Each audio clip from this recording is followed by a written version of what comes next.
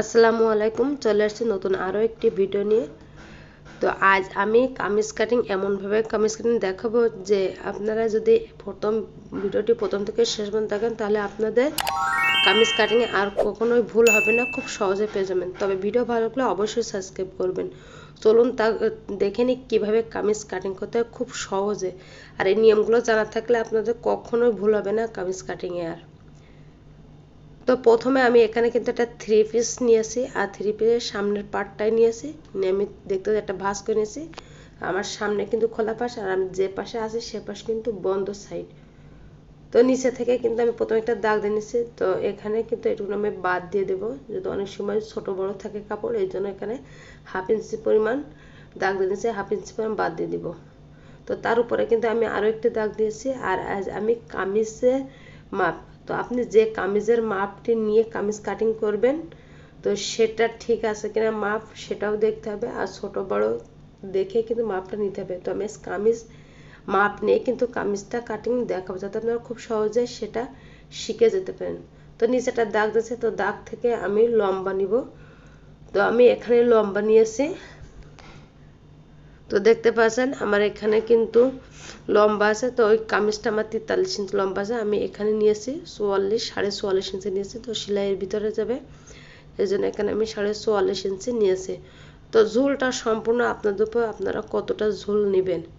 তো এখানে আমি দুটা দাগ দিয়েছি, আমি সেলাইয়ের যে হাফ ইঞ্চি বেশি নিয়েছি আর একটা সঠিক মাপ নিয়েছি।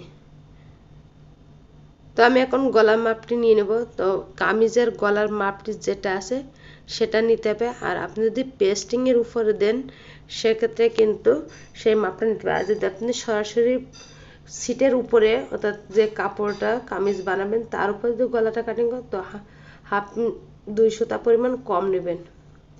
তো আমি পেস্টিং উপর নেব, তো অ্যাকুরেট মাপটাই নিব। তো আমি এখানে নিয়েছি 2.5 ইঞ্চি থেকে 2 সুতা বেশি, অর্থাৎ এখানে কিন্তু 6 আছে, তো আমি 6ই নেব, 2 সুতা এখানে কম নেব যাতে পেস্টিংয়ে মাপটা ঠিক হয়। তো আমি একটু ছোটো নিয়ে এই জন্য ছোটোই নিয়েছি। তো এখান থেকে আমি কোমরের মাপটি নিব। তো কোমরের মাপটি নিব ঝুলের উপর নির্ভর করে কোমরের মাপটি নিতে হবে। তো ঝুলটা আপনি যত নেবেন কোমরের মাপটা কিন্তু ততটাই নিচে নেমে যাবে। তো আমি এখানে 44.5 ইঞ্চি, সেক্ষেত্রে এখানে 21 ইঞ্চি নিয়েছি, আর এখান থেকে আমি 6.5 ইঞ্চি নিয়েছি। তো এই দাগ থেকে কিন্তু 6.5 ইঞ্চি নিয়েছে, আর এটাও আমি সমান করে দাগ দিয়ে দিব। আর নিচে যে 21 ইঞ্চিতে দাগ দিয়েছিলাম সেখানে একটা দাগ দেবো। এখন আমি নিব পেটের মাপটা। তো পেটের মাপটা নেওয়ার জন্য আপনাদের এক্সট্রা কোনো মাপ নেওয়ার কোনো দরকার নাই। এটা আপনি বডির যে মাপটা নেবেন আর কোমরের যে মাপটা নেবেন সেই মাপের মাঝামাঝি ফিতাটা ভাঁজ করে সমান করে দাগটা দিলেই হবে। তো দেখো এখানে কিন্তু 4টা দাগ দিয়েছি, একটা বডির মাপ, একটা তো কাঁধের মাপ, একটা বডির মাপ, একটা পেটের মাপ, একটা কোমরের মাপ। তো কাঁধ অর্থাৎ শোল্ডার নিয়েছে এখানে 7 ইঞ্চি, চাইলে এখানে আপনি 6.5 ইঞ্চিও নিতে পারেন। তো আমি এখন বডিটি মেপে নেব। তো এখানে বডি দেওয়া আছে 19 ইঞ্চি। তো এটা কিন্তু আমার অ্যাকুরেট মাপ, এর থেকে জামাটা কিন্তু আমার লুজ আছে কামিজ, সেক্ষেত্রে এই মাপটা ঠিকই নিচ্ছে। আর আপনি যদি কামিজের মাপটা যেটা নেবেন সেখান থেকে আপনি হাফ ইঞ্চি বেশি দেবেন, কারণ আপনি যখন কামিজটি কমপ্লিট করে গায়ে দিয়ে ধুবেন তখন কিন্তু কাপড়টি একটু বসে যাবে, এই জন্য হাফ ইঞ্চি পরিমাণ বেশি নিতে হবে। তো আমার কামিজটা লুজ আছে এই জন্য আমি একই মাপ নিয়েছি, এতে হাফ ইঞ্চি বসে গেলেও কিন্তু কোনো সমস্যা নাই, এই জন্য অ্যাকুরেট মাপটা নিয়েছি। তো এখানে 9.5 ইঞ্চি নিয়েছি, তো বডির 4 ভাগের 1 ভাগ নিয়েছি। তো পেটের মাপটাও নিয়েছি 8.5 ইঞ্চি। তো 8.5 ইঞ্চি, তো 4 ভাগ করতে হবে, 4 ভাগ করে 1 ভাগ নিতে হবে, এই জন্য 1 ভাগ নিচে। আমি এখন কোমরের মাপটি নিব। তো কোমরের মাপটি আমি এখানে নিয়েছি 20 ইঞ্চি। তো আমি এখানে 10 দিব, যেহেতু এখানে একটা ভাঁজ দিয়েছে আর পিছনে তো আটা থাকবে, এই জন্য এখানে 10 ইঞ্চিতে দিয়েছি। তো আর মাপ এইভাবে আমি ভাঁজ করে দিয়েছি, ফিতাটা দিয়ে রাউন্ড করে দিয়েছি। তো আমি 1 ইঞ্চি পরিমাণ বেশি দিচ্ছি, এটা কিন্তু আমার সেলাইয়ের বাইরে থাকবে এই জন্য 1 ইঞ্চি পরিমাণ বেশি নিয়েছি। তো তো প্রথম যে মাপটা নিয়েছি সেটা কিন্তু অ্যাকুরেট মাপ নিয়েছি, আর তারপরে 1 ইঞ্চি পরিমাণ, এটা আমার সেলাইয়ের বাইরে থাকবে, এর জন্য 1 ইঞ্চি। তো কাপড় যদি আপনার না থাকে সেক্ষেত্রে আপনি 1/2 ইঞ্চিও দিতে পারেন, আমার কাপড়টাও বেশি আছে এই জন্য আমি 1 ইঞ্চি পরিমাণ দিয়েছি। তো এটা কিন্তু আমার সামনের গলা, সামনের গলাটা একটু ডিজাইন দেবো, এই জন্য আমি সামনের গলা একটু বড় নিয়েছি, এখানে নিয়েছি 6.5 ইঞ্চি। আর এটা যদি আপনি গোল গলা করতে চান কিংবা আপনি এই সিটের উপর গলাটা করতে চান সেক্ষেত্রে আপনি গোল গলাটা কেটে নেবেন। তো আমি পেস্টিংয়ের উপর দেবো বলে আমি গোল গলাটা কাটিং করে নিই, সরাসরি পেস্টিংয়ের উপরে কাটিং করব। এখন আমি মাপ নেব কামিজের ঘেরের মাপ।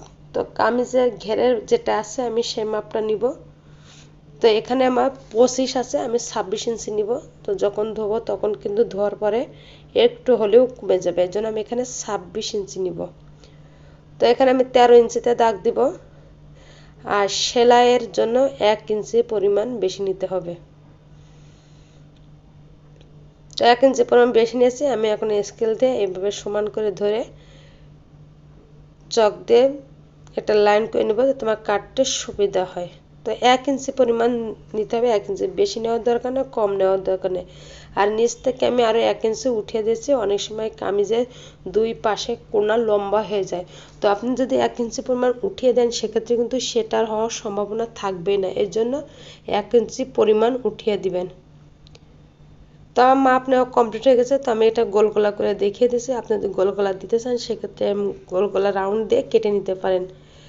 আর এখান থেকে 1/2 ইঞ্চি পরিমাণ নিচে দিকে যাতে কাঁধটা ঝুলে না যায়, অনেক সময় ঝুলে যায়, গলা বড় হয়ে কিন্তু কাঁধ ঝুলে যায়, এই জন্য 1/2 ইঞ্চি পরিমাণ একটু নিচে দাগটা দিয়ে কেটে নিতে হবে। তো আমি এখন কাটিং করে নিচ্ছি। আর এটা কিন্তু আমার সামনের পার্ট, আর সামনের পার্ট কামিজে কিন্তু যদি ডিজাইন গলা দিতে চান সেক্ষেত্রে অবশ্যই তালপাট দিতে হবে। তো আমি এখন চিহ্ন করে নিচ্ছি। তো আমি পেটের মাপের ওখানে একটা চিহ্ন দিব, কোমরের মাপের ওখানেও চিহ্ন দেবো যাতে সেলাই করতে আমার সুবিধা হয় পরবর্তীতে।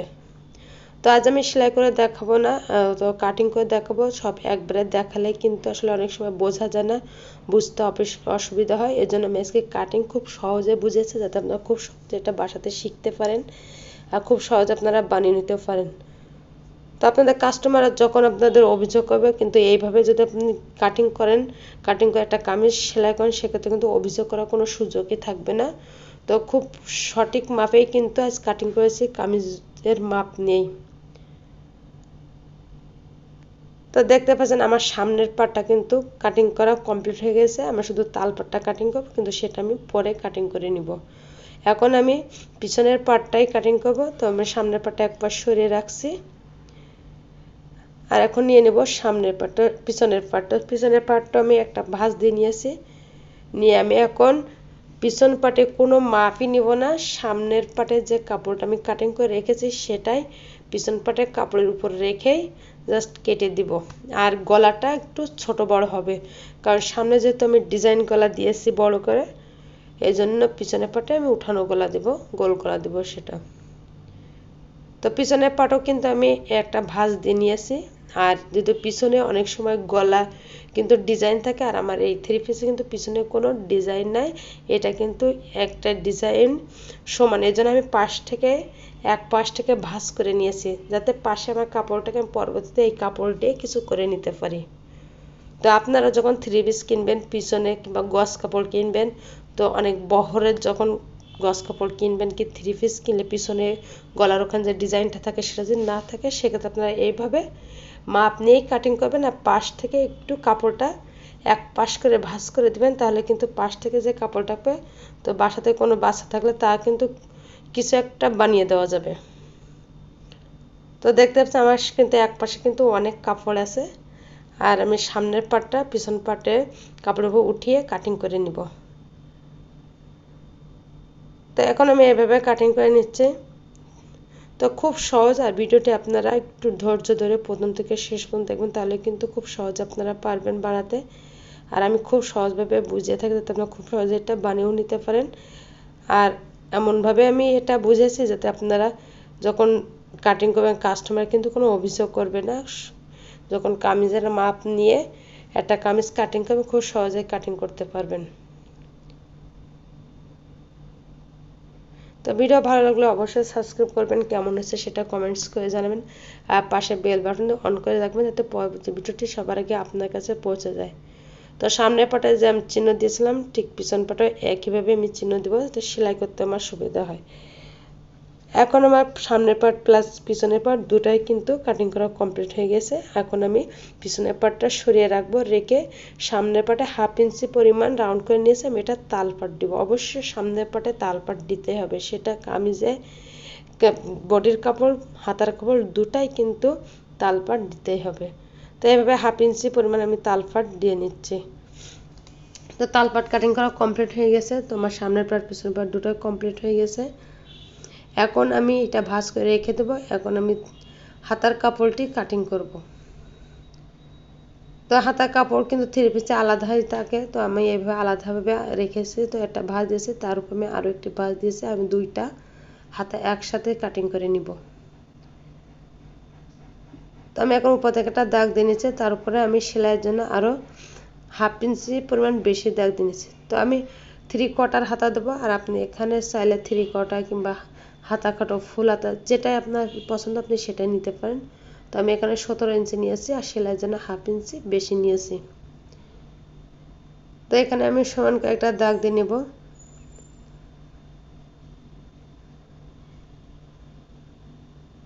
এখন আমি নিচে আরমোলের জন্য 3 ইঞ্চি পরিমাণ দাগ দিয়ে নেব। এটা কিন্তু সব হাতার ক্ষেত্রে কিন্তু এটাই করতে হবে, 3 ইঞ্চি দাগ দিয়ে নিতে হবে। এখানে ঠিক 3 ইঞ্চি দাগ নিয়েছি। এখন আমি আরমোলের মাপটি কামিজের উপরেই নিয়ে নেব। তো এইভাবে রাউন্ড করে মাপটা নিয়েছি, এখানে 8.5 ইঞ্চি আছে, ঠিক আমি 8.5 ইঞ্চি দিয়ে দিব। আর সেলাইয়ের জন্য 1 ইঞ্চি পরিমাণ বেশি রাখবো। আর এভাবে রাউন্ড করে কিন্তু দাগটা দিয়ে নিতে হবে। আর এখানে হাতাও কিন্তু অবশ্যই তালপাট দিতে হবে। এখন আমি কামিজের নিচে যে ঘেরের মাপটা নিয়ে নিব। তো ঘেরটা আমি একটু বড় করে দেব, এজন্য আমি এই হাতায় কামিজের যে ঘেরটা আছে আমি সেই ঘেরটা দেবো। তো আমি এখানে 6 ইঞ্চি অর্থাৎ 12 ইঞ্চি ঘের নেব, এজন্য 6 ইঞ্চি নিয়েছি, 12-র অর্ধেক। আর সেলাইয়ের জন্য আরও 1 ইঞ্চি বেশি নিয়েছি। তো এখান থেকে যদি আপনি লুজ চান সেক্ষেত্রে আপনি আপনার লুজ দিবেন, আর যদি টাইট চান সেক্ষেত্রে আপনি সেই মাপ অনুযায়ী দিবেন। তো আমি এখানে 6 ইঞ্চি পরিমাণ নিয়েছি।